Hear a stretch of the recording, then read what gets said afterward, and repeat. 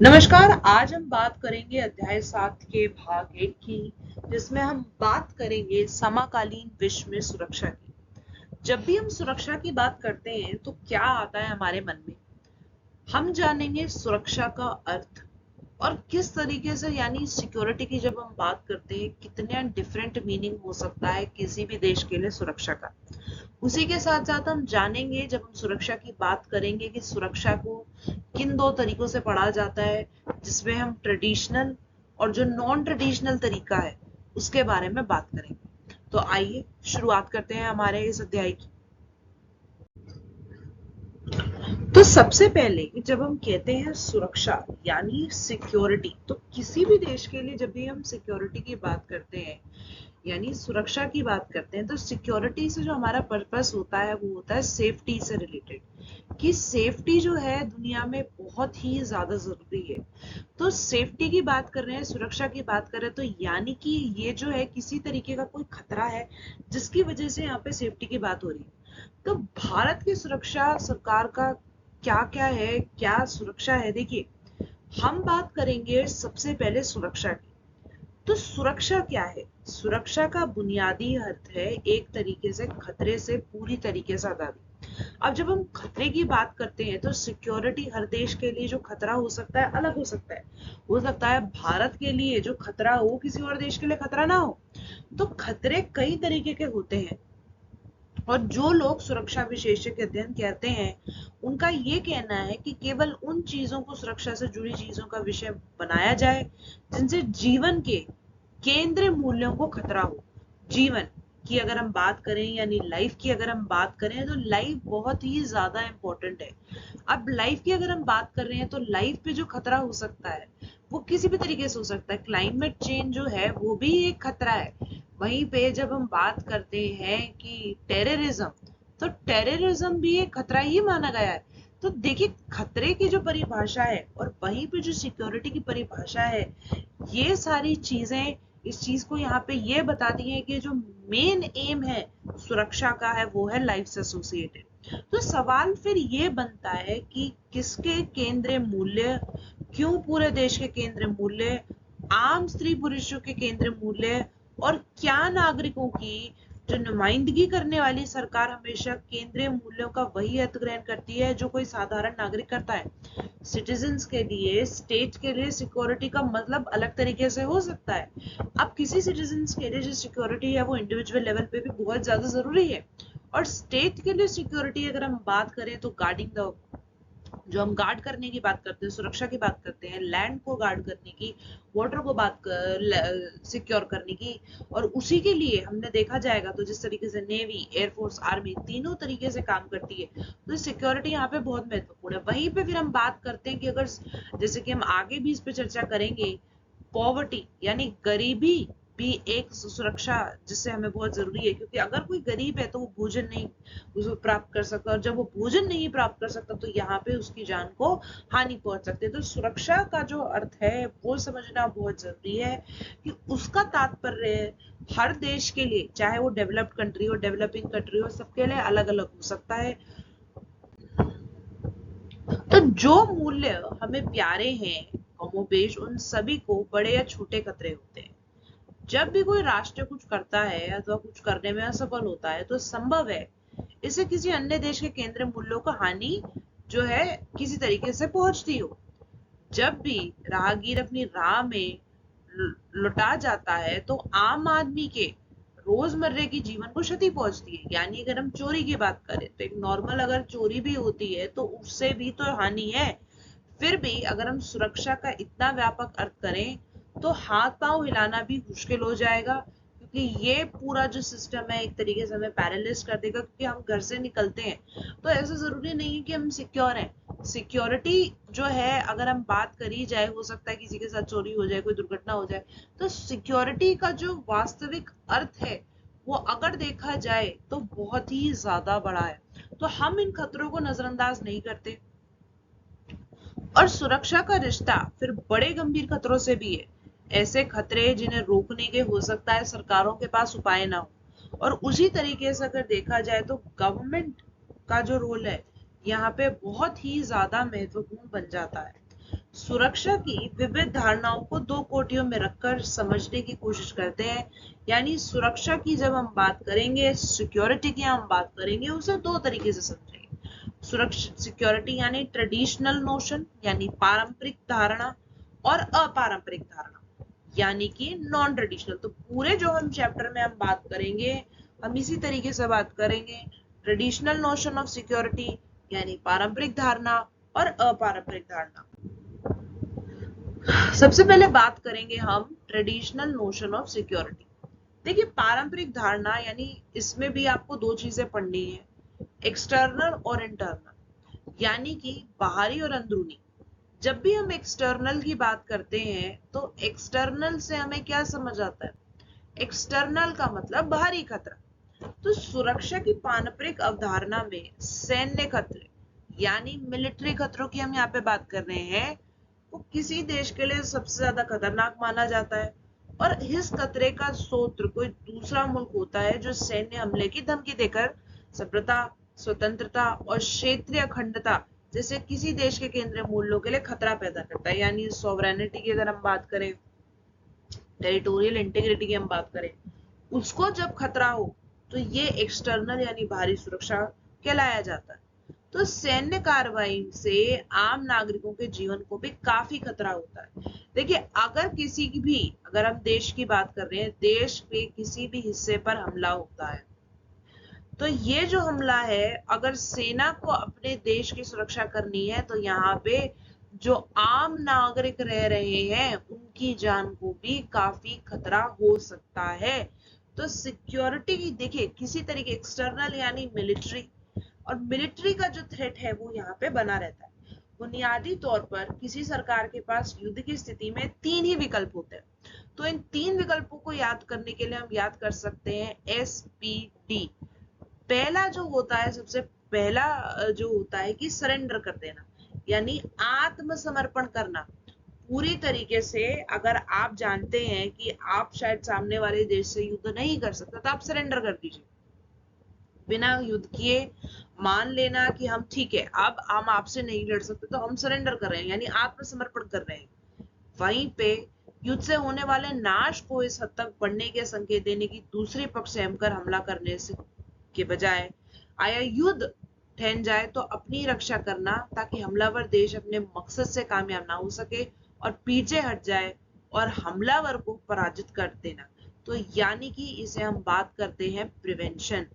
तो यानी अगर हम बात करें, पहला होता है जिस तरीके से कि सरेंडर, दूसरा होता है प्रिवेंशन, किस तरीके से आप वॉर को प्रिवेंट कर सकते हैं, और तीसरा होता है डिफेंड करना। डिफेंड करने की जब हम बात करते हैं कि हम अपने आप को किस तरीके से डिफेंड कर सकते हैं, अगर कोई देश है और उसे पता है कि उसे अपनी सिक्योरिटी बढ़ानी है और उसके ऊपर हमला हो सकता है, तो वो अपनी जो आर्म्स की जो तैयारी, वो अपने वेपन्स की तैयारी यहाँ पे भरपूर करेगा, ताकि वो जो है आपस में एक तरीके से लड़ सके। तो परंपरागत सुरक्षा नीति का एक तत्व और है, और जिसे हम शक्ति संतन कहते हैं। पारंपरिक सुरक्षा नीति का जो हम बात करें चौथा तत्व है गठबंधन बनाना, यानी अलायंसेस बिल्डिंग। देखिए, अलायंस बिल्डिंग की जब हम बात करते हैं, जब दो या दो से ज्यादा देश मिलकर एक अलायंस बनाते हैं, ये जो गठबंधन की हम बात कर रहे हैं, ये जो अलायंस होता है बेसिकली इस तरीके का अलायंस होता है कि गठबंधन में कई देश शामिल होते हैं और सैन्य हमले को रोकने अथवा उससे रक्षा करने के लिए संवेद कदम उठाते हैं। तो अलायंस बिल्डिंग की जब हम बात करें, अगर हम एग्जांपल दें, जैसे कि हम बात करते हैं नेटो की, तो नेटो क्या है? नेटो एक मिलिट्री अलायंस है जिसका जो मुख्य ऑब्जेक्टिव रहा है वो ये रहा है कि वह अगर देखें कि किसी पर भी अगर हमला होता है, अगर गठबंधन से जुड़े किसी भी देश पे हमला होता है, वो सब पे हमला माना जाएगा। तो यहाँ पे जो नेटो जिस पर वो बेस्ड है वो है कलेक्टिव सिक्योरिटी। तो ये है पारंपरिक धारणा और ये है एक्सटर्नल यानी बाहरी सुरक्षा की जब हम बात करते हैं। राष्ट्रीय हितों पर आधारित अगर हम बात करें कि राष्ट्रीय हितों के बदलने पर गठबंधन भी बदले जाते हैं। उदाहरण के लिए संयुक्त राज्य अमेरिका ने सन 1980 1980 के दशक में सोवियत संघ के खिलाफ इस्लामी उग्रवादियों को समर्थन दिया, लेकिन ओसामा बिन लादेन के नेतृत्व में अलकायदा नामक एक समूह ने, आतंकवादी ने जब 11 सितंबर 2001 के दिन उस पर हमला किया तो उसने इस्लामी उग्रवादियों के खिलाफ मोर्चा खोल दिया। ये जो शुरुआत हुई 1980 से। तो किसी देश की सुरक्षा को ज्यादातर खतरा उसकी सीमा के बाहर से होता है, यानी एक्सटर्नल होता है। इसकी वजह है अंतरराष्ट्रीय व्यवस्था। किसी देश के भीतर हिंसा के खतरों से निपटने के लिए एक जानी पहचानी व्यवस्था होती है, इसे सरकार कहते हैं, यानी गवर्नमेंट कहते हैं। गवर्नमेंट यानी जो स्टेट होती है एक बहुत ही अहम भूमिका यहाँ पे निभाती है। लेकिन विश्व राजनीति में ऐसी कोई केंद्रीय सत्ता नहीं है जो इसके ऊपर हो। हम यूएन की बात करते हैं, यूएन एक इंटरनेशनल ऑर्गेनाइजेशन है, संयुक्त राष्ट्र संघ की बात करते हैं, लेकिन क्या यूएन पूरी तरीके से सबको सुरक्षा देने में सफल है? इसका जवाब होगा ना। अगर ऐसा होता तो फिर विश्व में जो अभी करंट में जो युद्ध हुए, जैसे यूक्रेन रशिया की हम बात करते हैं, तो ऐसे युद्ध होते ही नहीं। तो बनावट के अनुरूप संयुक्त राष्ट्र संघ अपने सदस्य देशों का दास है और इसके सदस्य जितना ऐसा हासिल होती है, तब विश्व राजनीति में हर देश को अपनी सुरक्षा की जिम्मेदारी खुद उठानी होती है। अगर भारत को भी अपनी सुरक्षा करनी है तो वहां पे उसे काम करना होगा अपनी एबिलिटीज बढ़ाने के लिए, अपनी कैपेबिलिटीज बढ़ाने के लिए। अब हम बात करेंगे पारंपरिक धारणा की आंतरिक सुरक्षा यानी इंटरनल। देखिए, खतरे की जब हम बात करते हैं, देश को सिर्फ बाहर से ही खतरा नहीं होता। अगर ये समझ लीजिए कि ये देश की बाउंड्री है और अगर मैं खतरों की बात करूं तो खतरा बाहर से आ सकता है। ये है कि हाँ, खतरा बाहर से भी आ सकता है, लेकिन ये जरूरी नहीं कि खतरा सिर्फ बाहर से आता है। कई बार ये खतरा आपके देश के अंदर यानी इंटरनल भी हो सकता है। तो ऐसे में अगर देखा जाए तो किसी भी देश के लिए जरूरी होगा कि दोनों तरीके से बाहरी और आंतरिक सुरक्षा अपने देश की करना। देखिए, सुरक्षा की परंपरागत धारणा का जरूरी रिश्ता अंदरूनी सुरक्षा से भी है। आंतरिक सुरक्षा ऐतिहासिक रूप से सरकारों का सरोकार बनी चली आ रही है, लेकिन दूसरे विश्व युद्ध के बाद ऐसे हालात और संदर्भ सामने आए कि आंतरिक सुरक्षा पहले की तुलना में कई महत्व की चीज बन गई। जब सेकेंड वर्ल्ड वॉर हुआ, अगर हम बात करें जिस तरीके से सेकेंड वर्ल्ड वॉर का अंत हुआ, उस समय देशों के लिए शायद एक्सटर्नल यानी बाहरी सुरक्षा ज्यादा जरूरी थी। इंटरनल सुरक्षा का इतना मुद्दा नहीं उठा, क्योंकि उन्हें लगता था कि अगर हमें शांति और अमन चाहिए तो हमें अपने सबसे पहले जो काम करना है वो है कि हमें अपने बॉर्डर्स को प्रोटेक्ट करना होगा। लेकिन धीरे धीरे आज हम बात करें, आज हम जिस समय में 21वीं सदी में है, यहाँ पर यह खतरा अंदरूनी भी है। तो सन 1945 के बाद ऐसा जान पड़ा कि संयुक्त राज्य अमेरिका और सोवियत संघ अपनी सीमा के अंदर एकीकृत और शांति संपन्न है। अधिकांश यूरोपीय देश, खासकर ताकतवर पश्चिमी मुल्कों के सामने अपनी सीमा के भीतर बसे समुदाय अथवा वर्गों से कोई गंभीर खतरा नहीं था। इस कारण ही इन देशों ने अपना जो ध्यान है सीमा पर ज्यादातर केंद्रित रखा।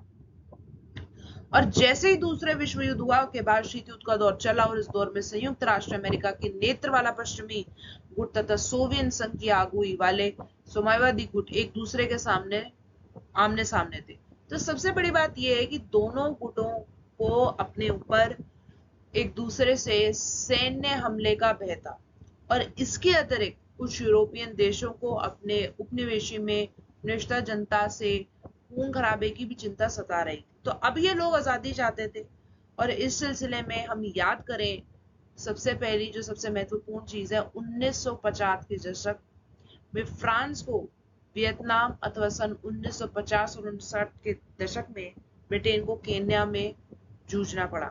तो दूसरे विश्व युद्ध के बाद जितने युद्ध हुए उसमें 1/3 अलग राष्ट्र बनाने पर तुले अंदर, यानी अगर हम बात करें जो अंदरूनी आंदोलन चले, इंटरनल मैटर्स रहे, इसे हम कहते हैं सेसेशनिस्ट मूवमेंट। अगर कोई भी देश है और अंदर से ही लोग चाहते हैं कि जो देश का बंटवारा हो जाए, देश सेपरेट हो जाए, यह भी एक चिंताजनक विषय यहाँ पे बना रहता है।